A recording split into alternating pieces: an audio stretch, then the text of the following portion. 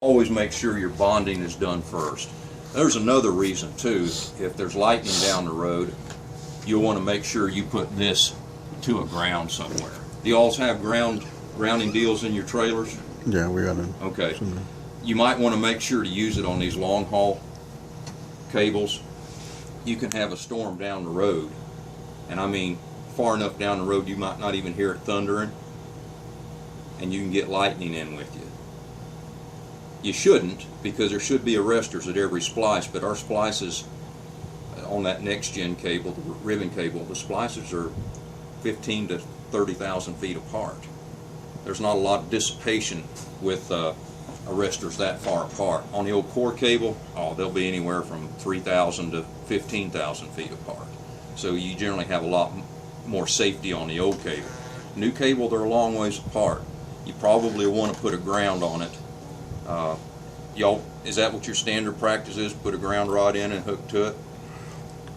Does anybody do it? I didn't think so. There could also be other types of induced voltage on there too, other than just lightning. Yeah. I mean, Sure. around some power plants sometimes at You get a big overhead deal that's a jillion kW, it'll light you up. I mean, you only do it one time, and then you'll remember after that. Yeah. Well, usually. Some people take two. And tone, sometimes the tone will still be on, you'll get a little feeling of that too. Yeah, that's the other thing. If somebody's got that transmitter still on, it will get your attention. You will immediately want to let go. You'll want to bring an extra pair of pants. You might just pee your pants.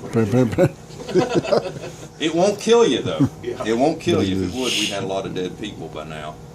But that's something that you too might want to ask the technician, is the tone off? It's on the mop too. But again, a lot of times people don't pay attention to some detail. But see, you'll be the guys that get shocked. They won't. So you won't offend anybody if you say, is the tone turned off? Oh yeah, I forgot to do that.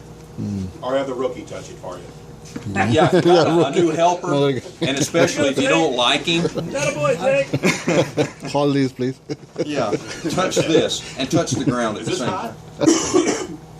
Yeah, little splicer humor. Yeah, I knew that. All right. Voltage test.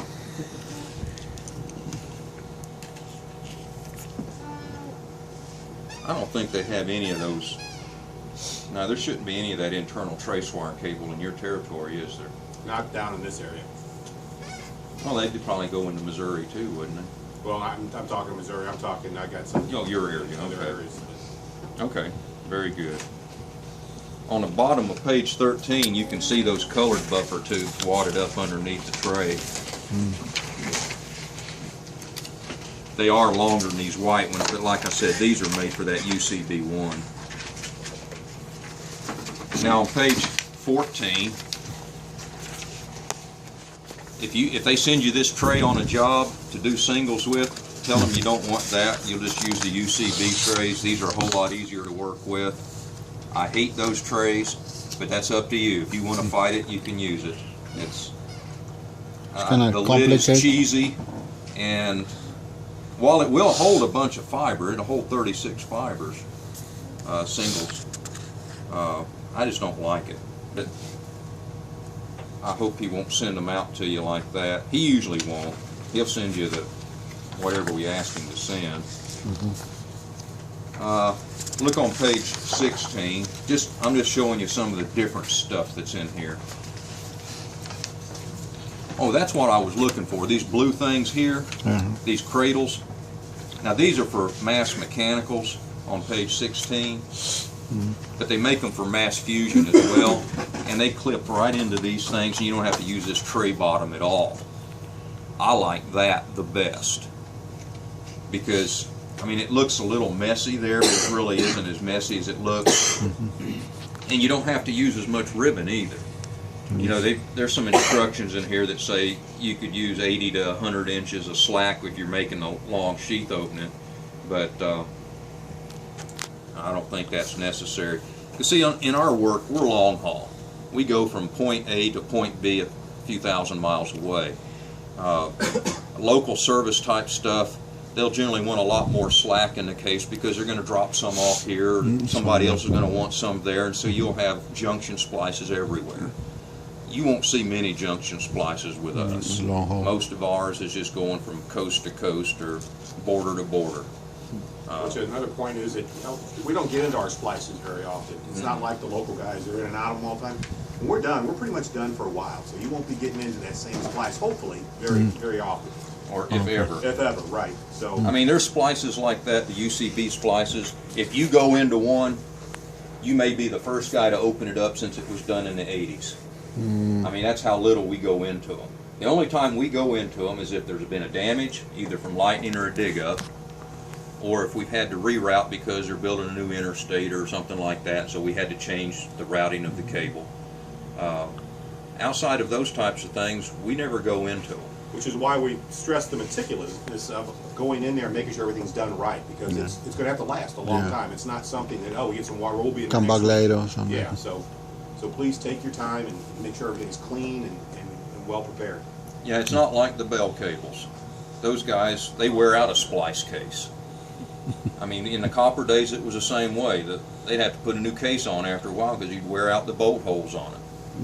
And of course, before that, it was lead sleeves and wiping them out of a solder pot. That's what I started with, by the I way. think a lot of these guys don't know what you're talking about there. Too young. Yeah, I don't have one of those with me, so I can't show you. But it was a job using a lead sleeve. It was fun. That was the big deal, to become a splicer. When I hired on, I was a splicer's helper. You had to get good, and between 1.5 years, 2 years at the minimum before they'd make you an actual splicer. And the cable was about this thick right here and weighed about that much per inch. I mean, it's It's big. gonna be. I wish we had a piece of that. But yeah, we spliced anywhere from a 4-tube to a 22-tube coax. The tubes, it isn't coax like most people think now, like No. for cable TV stuff. Different. It was a unique type of cable that does not exist anymore. And for that, we can be thankful. I'll tell you what, let's take a short break. I'm going to go down to the truck and get that conduit and bring it up.